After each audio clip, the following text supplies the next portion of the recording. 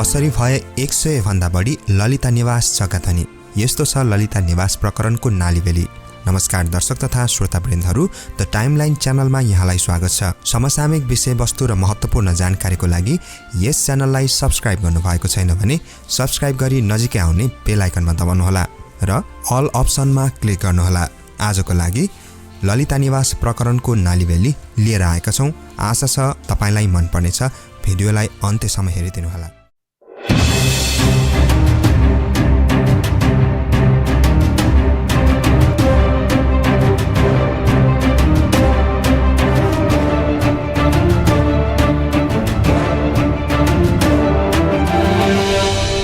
विगत केही समय यता नेपालमा भ्रष्टाचार विरुद्धका फाइलहरू एकपछि अर्को गर्दै बाहिर आउने क्रम चलिरहेको छ। केही महिना अघि मात्र नेपाली जनतालाई नक्कली भुटानी शरणार्थी बनाएर अमेरिका पठाउने बहानामा करोडौं रकम लिएको आरोपमा ठूला राजनीतिक दलका नेता साथै अन्य विभिन्न व्यक्तिहरू पक्राउ परेका थिए। यसका साथै केही समय अघि पशुपतिको जलहरीलाई पनि विभिन्न कुराहरू उठेको थियो। यसरी एकपछि अर्को फाइलहरू अघि बढेपछि एकपटक राजनीतिक वृत्तलाई नै झस्काइदिएको छ। यस्तै पछिल्लो केही हप्तादेखि चर्चामा आएको अर्को प्रकरण हो ललिता निवास प्रकरण, जुन प्रकरण बालुवाटारको 279 रोपनी जग्गासँग सम्बन्धित छ। हुन त यो विषय पुरानै भए पनि घटनाको फाइल पुनः खोलिएपछि निकै चर्चामा छ। ललिता निवास भूमाफियाको कब्जामा परेर घटना बाहिरिएको पनि धेरै लामै समय भइसक्यो। तर यो प्रकरणको फाइल सरकार परिवर्तन भएसँगै थन्किँदै खोल्दै पुनः थन्किँदै खोल्दै गरिने गरिएको छ। यसरी समय बन्द र खुला गर्दा समयमा यस विषयले चर्चा पाइरहेको हुन्छ। अहिले पनि प्रहरी केन्द्रीय अनुसन्धान ब्युरो CIB ले यो घटनामा संलग्न केहीलाई पक्राउ गरेपछि यसभित्रका नयाँ कुरा बाहिरिएका छन्। प्रजातन्त्र पुनर्स्थापनादेखि नै भूमाफियाको आँखामा परेको यो ललिता निवास जग्गा गणतन्त्र कालसम्म पनि जोगिन सकेन। विभिन्न शासन व्यवस्था परिवर्तन भए, पटक नयाँ सरकार परिवर्तन भए, नयाँ अनुहार आयो, तर कुनै शासकले यस जग्गालाई प्राथमिकतामा राखेर जोगाउन खोजेनन्। हालसम्म ललिता निवासको जग्गा प्रकरणमा प्रहरीले भाटभटिनी सुपरमार्केटका सञ्चालक मीनबहादुर गुरुङ, निर्वाचन आयोगका पूर्व आयुक्त सुधीर विक्रम शाह सहित 17 जनालाई पक्राउ गरेपछि यो प्रकरण फेरि सतहमा आउन थाल्यो। ललिता निवासको 279 रोपनी सरकारी जग्गा 2049 कार्तिकदेखि व्यक्तिका नाममा हडपिन सुरु भएको थियो। यसबारे 2058 सालदेखि अख्तियार दुरुपयोग अनुसन्धान आयोगमा उजुरी पर्न थालेको थियो। उजुरी परेको करिब 17 वर्षपछि यस विषयमा अनुसन्धान गर्न सरकारले 2075 जेठ 14 गते शारदा प्रसाद त्रितालको संयोजकत्वमा 3 सदस्यीय छानबिन समिति बनायो। समितिमा महेन्द्र कुमार थापा सदस्य र गणेश आचार्य सदस्य सचिव थिए। यो समितिले 2076 मङ्सिर 28 गते सरकारलाई प्रतिवेदन बुझायो। त्यसको 3 महिनापछि मन्त्री परिषद बैठकले 2075 फागुन 28 गते प्रतिवेदन कार्यान्वयन गर्ने निर्णय गर्यो। साथै व्यक्तिका नाममा हडपिएको सरकारी जग्गा सरकारको स्वामित्वमा फिर्ता गर्ने प्रस्ताव मन्त्री परिषदको बैठकमा 6 महिनाभित्र ल्याउन भूमि व्यवस्था मन्त्रालयलाई निर्देशन दियो। सरकारको निर्देशनपछि केन्द्रीय अनुसन्धान ब्युरो CIB ले यस विषयमा अनुसन्धान गर्न छुट्टै विशेष समिति बनायो र अख्तियारले पनि अनुसन्धान गर्यो।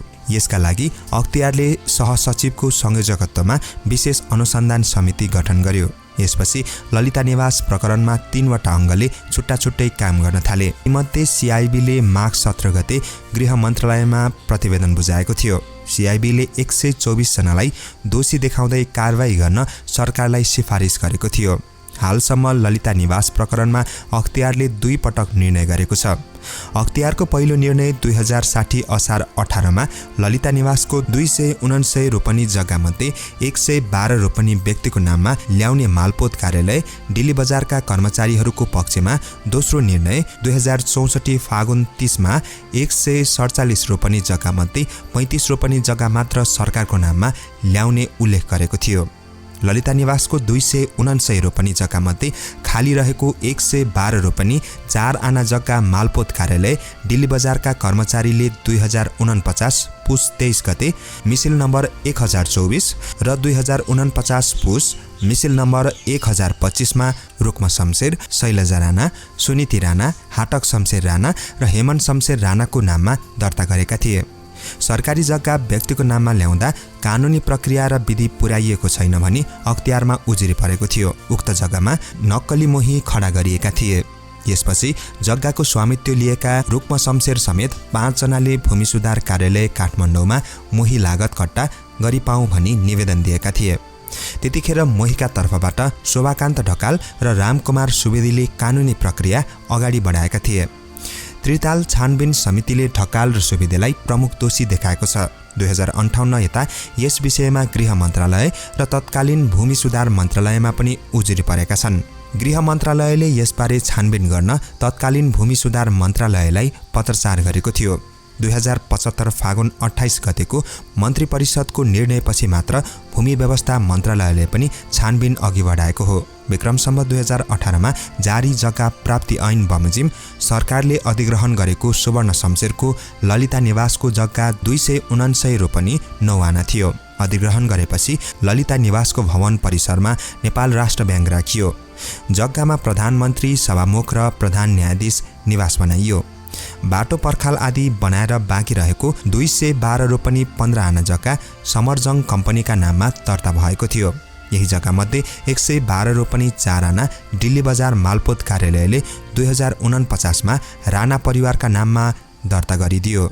राज्यको जग्गा हात पार्न सफल भएपछि राणा परिवारले करिब 22 रोपनी जग्गा विभिन्न कर्मचारी र तिनका नातेदारलाई घुस स्वरूप बकस दिए। अरूमध्ये आधा जग्गा नक्कली मोहीहरू खडा गरेर हात पारी तत्कालै बेचे।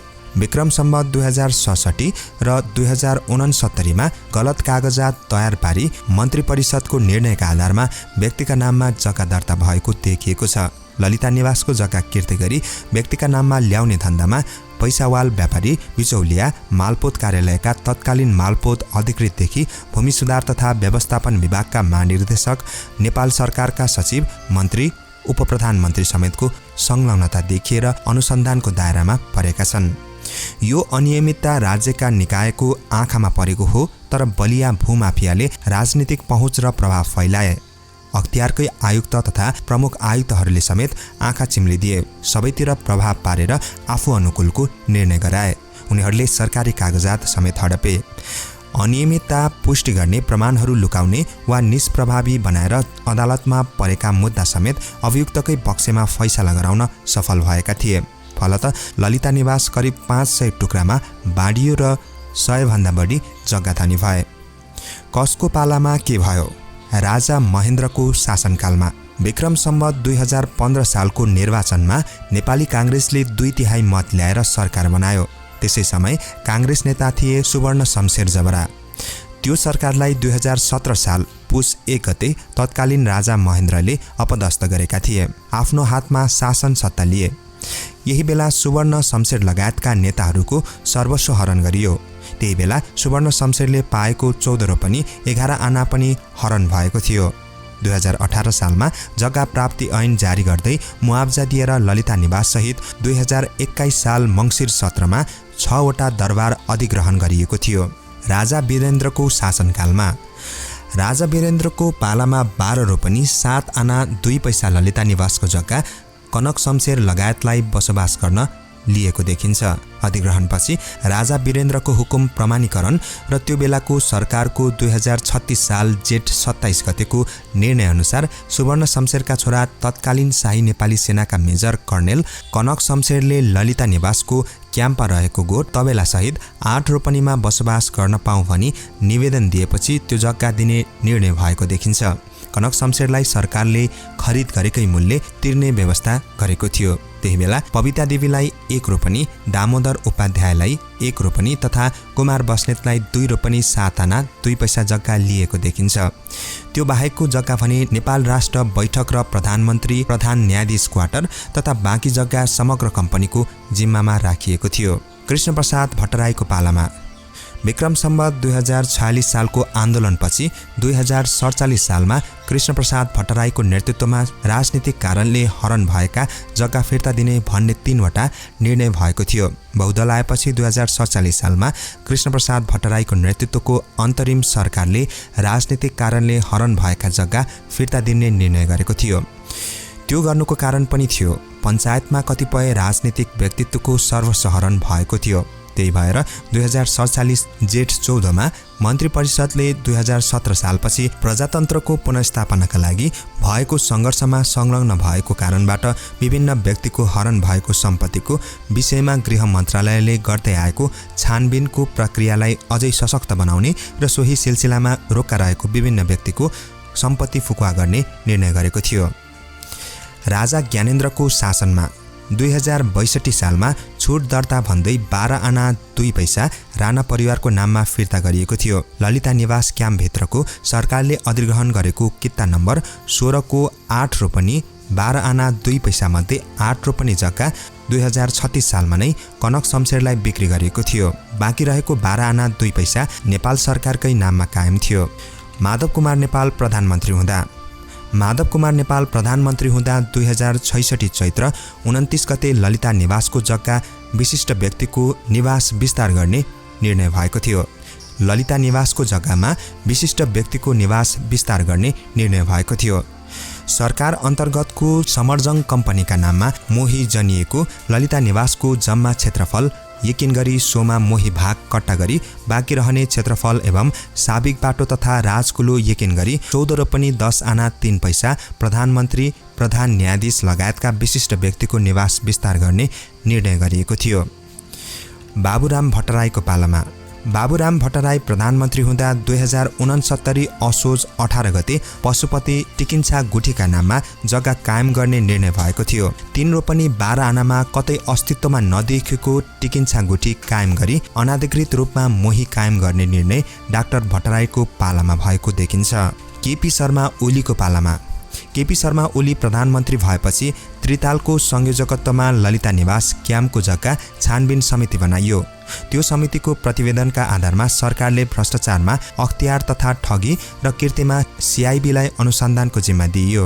अख्तियारले लामो समय लगाएर विस्तृत अनुसन्धान गर्यो। अनुसन्धानपछि अख्तियारले पूर्व उपप्रधानमन्त्री विजय कुमार गजदार सहित 175 जना विरुद्ध विशेष अदालतमा मुद्दा चलाएको थियो। तीमध्ये 110 जनालाई भ्रष्टाचार मुद्दा चलाइयो।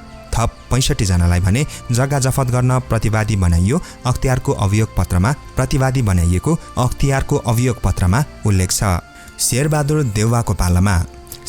देउवा प्रधानमन्त्री भएको बेला यो प्रकरण अगाडि बढ्न नै पाएन। यही प्रकरणमा सिआइबीले 3 वर्ष लगाएर अनुसन्धान गर्यो र प्रतिवेदन 2078 पुस 22 गते सरकारी वकिल कार्यालयमा बुझाएको थियो। यो प्रकरणमा हालसम्म 17 जना पक्राउ परिसकेका छन्। अझै धेरै पक्राउ पर्नेवाला पनि छन्, किनकि हाल प्रहरी केन्द्रीय अनुसन्धान ब्युरो सिआइबीले 406 जना विरुद्ध पक्राउ पूर्जी जारी गरेको छ। उक्त पक्राउ पूर्जी अनुसार उक्त प्रकरणमा संलग्न देखिएकाहरूलाई अनुसन्धानका लागि सिआइबीले नियन्त्रणमा लिने प्रयास गरिरहेको छ। अब यस प्रकरणको अनुसन्धान फाइल काम देखाउन वा कसैलाई तर्साउन, तनावमा पार्न, मनलाग्दो खोल्ने र बन्द गर्ने नर्कटको बुख्याचा बनाइनु हुँदैन।